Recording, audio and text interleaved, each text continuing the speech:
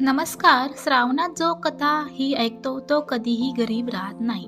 तर अटपाट नगर होतं. तिथे एक राजा होता. राजाला 4 सुना होत्या. 3 आवडत्या होत्या, 1 नावडती होती. आवडत्या सुनांचा तो चांगला प्रतिपाळ करी. नावडतीस जेवायला उष्ट, नेसायला झाडं-भरडं, राहावायला गुरांचं बेड दिलं होतं. गुराख्यांचं काम दिलं होतं. पुढं श्रावण मास आला. पहिला सोमवार आला. ती राणी गेली. कुठं नागकन्या देवकन्यांची भेट झाली. त्यांना विचारलं, बाई बाई जाता महादेवाच्या देवळी जातो तेव्हा शिवा मोठ वाहतो. त्यानं काय होतं? भ्रताराची भक्ती होती. इच्छित कार्य सिद्धीस जातं. मुलं बाळ होतात. नावडती माणसं आवडती होतात. वडील मनुष्यापासून सुखप्राप्ती होते. मग त्यांनी हिला विचारलं, तू कोणाची कोण? मी राजाची सून. तुमचे बरोबर येते. त्यांच्या बरोबर ती सुद्धा देवळात गेली. त्यानंतर नागकन्या देवकन्या वसा वसू लागल्या. नावडती म्हणाली, काय ग बायांनो, वसा वसता? आम्ही शिवमुठीचा वसा वसतो. त्या वशाला काय करावं? मूठ चिमूट तांदूळ घ्यावे, शिवराई सुपारी घ्यावी, गंध फूल घ्यावं, 2 बेलाची पानं घ्यावी, मनोभावे पूजा करावी, हाती तांदूळ घ्यावे आणि तोंडानं शिवा शिवा महादेवा, माझी शिवामूठ ईश्वरा देवा, सासू सासऱ्या दिरा भावा, ननंदा जावा, भ्रतारा नावडती आहे ती, आवडती कर रे देवा, असं म्हणून तांदूळ व्हावेत. संध्याकाळपर्यंत उपवास करावा. उष्टमाष्ट खाऊ नये, दिवसा निजू नये. उपवास नाही निभवला तर दूध प्यावं. संध्याकाळी अंघोळ करावी. देवाला बेल वाहावा आणि मुकाट्याने जेवण करावं. हा वसा 5 वर्ष करावा. पहिल्या सोमवारी तांदूळ, तर दुसऱ्या सोमवारी तीळ आणि तिसऱ्या सोमवारी मूग, तसेच चौथ्या सोमवारी जवस आणि 5वा आला तर सातू शिवामुठी करता घेत जावे. त्यानंतर पहिल्या सोमवारी सगळं साहित्य नागकन्या देवकन्या यांनी दिलं आणि दुसऱ्या सोमवारी हिला घरून आणायला सांगितलं. त्या दिवशी हिनं मनोभावे पूजा केली. सारा दिवस उपवास केला.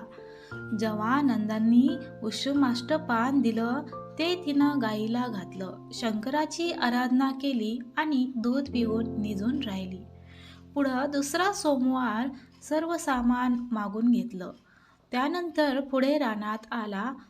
नावडतीने घरातून जाऊन नागकन्येबरोबर मनोभावे पूजा केली आणि शिवा महादेवा, माझी शिवामूठ ईश्वर देवा, सासू सासऱ्या दिरा भावा, ननंदा जावा, भ्रतारा आणि नावडती जी आहे ती आवडती कर रे देवा, असे म्हणून तीळ वाहिले.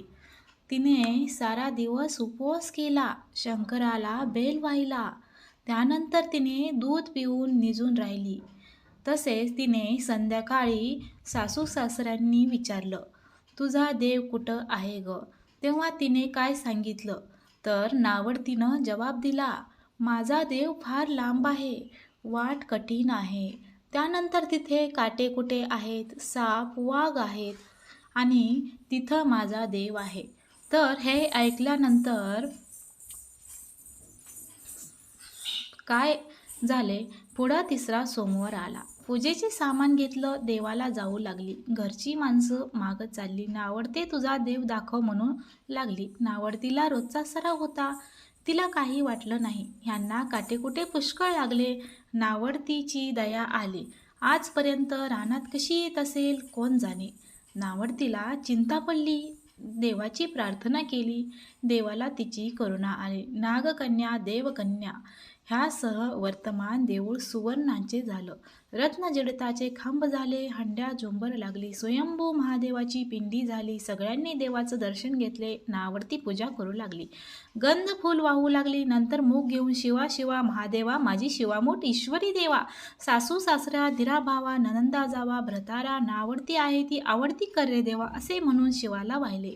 राजाला मोठा आनंद झाला आणि त्यानंतर तो नावडतीवर प्रेम वाढलं आणि प्रेम करू लागला. दागिने न्यायला दिले. खुंटीवर पागोटं ठेवून तळ पाहायला गेला. नावडतीची पूजा झाली. पूजा झाल्यावर सगळी माणसं बाहेर आली. इकडे देऊळ अदृश्य झाले. राजा परत आला. माझं पागोटं देवळी राहिलं. देवाकडे आणायला गेला. तो तिथं एक लहान देऊळ आहे. तिथं एक पिंड आहे. वर आपण केलेली पूजा आहे.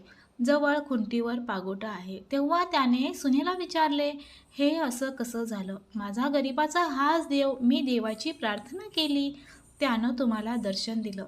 सुनेमुळे देव भेटला म्हणून तिला पालखीत घालून घरी आणली. नावडती होती ती आवडती झाली. जसा तिला शंकर प्रसन्न झाला तसा तुम्हाला सर्वांना हो. ही 60 उत्तरांची कहाणी 5 उत्तरी सुपळ संपूर्ण.